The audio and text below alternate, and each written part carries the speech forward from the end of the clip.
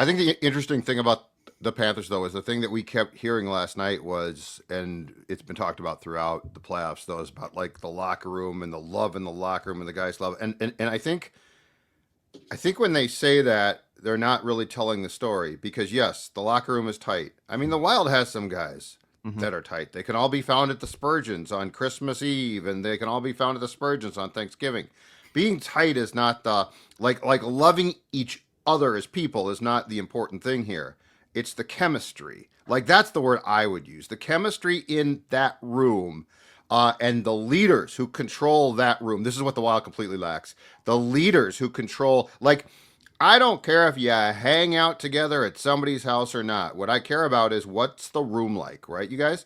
Hmm. And when you talk about uh, Barkov, who's the ultimate, he feels like the quiet, but he's just he's a great player, very stable.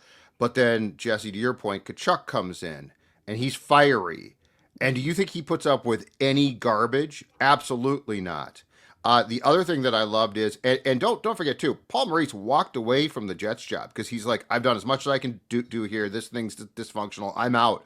But then he gets plopped into a perfect situation with again the chemistry, and I think that's what just from a starting point. So I don't think the Wild Room's a bad room because we talked about this. I think it Hmm. was last week.